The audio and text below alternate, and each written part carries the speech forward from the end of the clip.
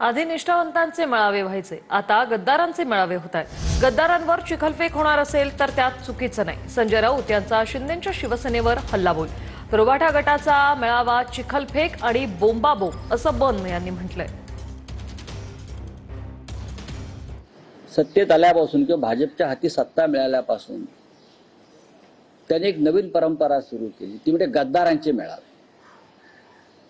आधी निष्ठावंतांचे मेळावे होत होते, पण भाजपच्या प्रेरणेनं, अमित शहांच्या प्रेरणेनं मुंबई महाराष्ट्रात गद्दारांचे मेळावे व्हायला लागले। आता गद्दारांच्या मेळाव्यावर चिखल नाही फेकायचं तर काय करायचं? पारिजातकाची फुलं फेकायची का बकुळीची फुलं फेकायची?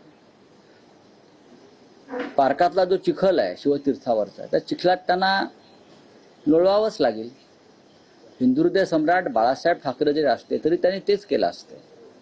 वंदनीय हिंदू हृदय सम्राट बाळासाहेब ठाकरे यांच्या दसरा मेळाव्याची परंपरा ही विचारांचं सोनं लुटण्याची होती, परंतु उभाटा गटाची परंपरा ही टोमणे मारण्याची परंपरा आहे, चिखलफेक करण्याची परंपरा आहे।